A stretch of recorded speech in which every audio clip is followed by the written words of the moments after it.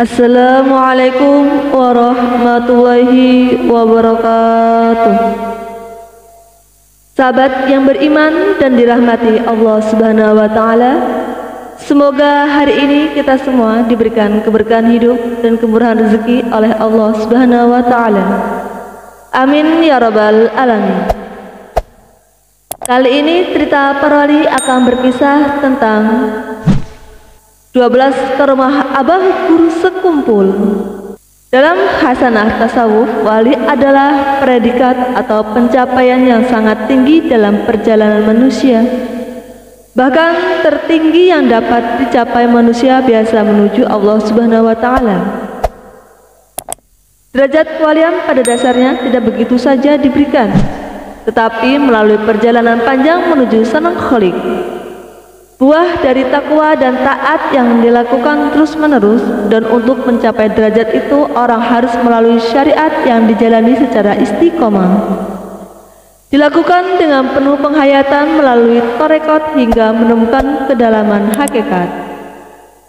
Imam Al-Qushairi menyebutkan beberapa ciri-ciri seorang wali dalam kondisi kesadarannya tidak sedang berasyik masuk dengan Allah, antara lain mengerahkan segala kemampuannya untuk memenuhi hak-hak Allah, menyebarkan kasih sayang kepada segala makhluk tanpa ada rasa benci, konsisten menanggung penderitaan dan cobaan, sangat berkeinginan agar semua makhluk ini selamat,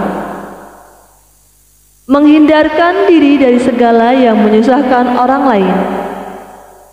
Jika kita melihat keseluruhan perjalanan hidup abah guru sekumpul, maka nampaknya beliau telah memenuhi klasifikasi seperti itu. Beliau telah diyakini sebagai waliullah, tapi benarkah beliau seorang wali? Hanya Allah dan para walinya yang tahu.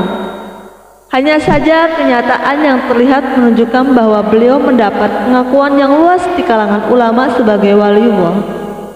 Sebenarnya sejak masa kecil sudah ada tanda-tanda bahwa beliau akan menjadi orang besar. Bahkan ketika beliau masih dalam kandungan banyak hal aneh yang terjadi. Di antaranya ketika itu ibu beliau melihat cahaya seperti bulan purnama turun menuju ke pangkuannya. Saat mengandung tidak ada sedikit pun rasa berat atau rasa sakit sampai beliau melahirkan. Ketika mengidam, jika ingin makan sesuatu, ibunda beliau selalu bermimpi di waktu malamnya makan buah itu, sehingga di pagi harinya sudah merasa puas. Guru sekumpul memang dikenal sejak kecil sebagai seorang yang mahfud, dijaga dari berbagai hal yang mengarah kepada kemaksiatan. Secara kasat mata banyak kejadian yang menunjukkan hal itu. Beliau pun selama hidupnya tidak pernah ihtilam, yaitu mimpi basah, yang menunjukkan tibanya usia balik. Balik beliau hanya diketahui dengan usia. Walhasil sebagai seorang wali, beliau dikaruniai karomah yang cukup banyak, dan itu memang sudah menjadi rahasia umum, yang kesemuanya menunjukkan keabsahan makam kewalian beliau. Di antara karomah beliau yang bisa disebutkan di sini antara lain: di suatu malam, suatu pengajian yang pada saat itu masih di kampung keraton, seperti biasa guru seringkali masih duduk di ruang tamu untuk melayani beberapa murid yang ingin menanyakan berbagai hal. Ketika itu guru bercerita tentang buah rambutan yang saat itu belum musimnya. Tiba-tiba guru meletakkan tangannya ke belakang, dan sesaat kemudian di tangan beliau telah ada buah rambutan yang masak. Lalu beliau makan. Puluhan orang menyaksikan kejadian ini.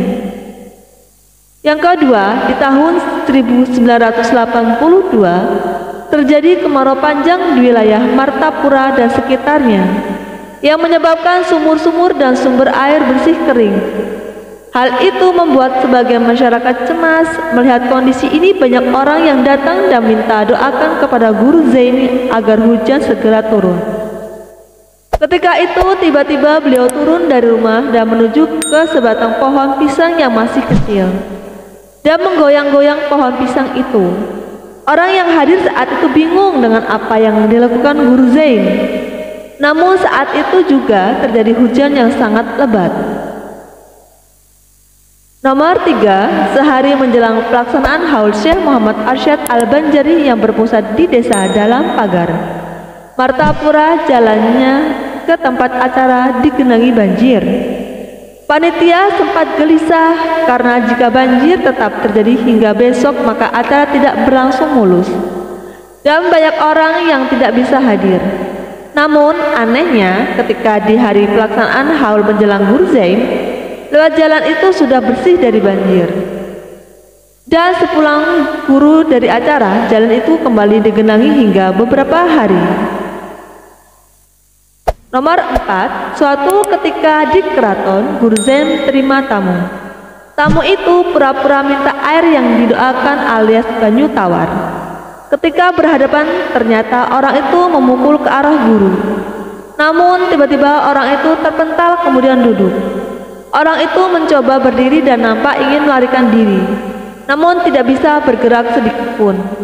Ia tidak bisa berbuat apa-apa selain pasrah dengan apa yang akan terjadi. Guru kemudian menyuruhnya pulang, baru dia bisa berdiri dan pulang.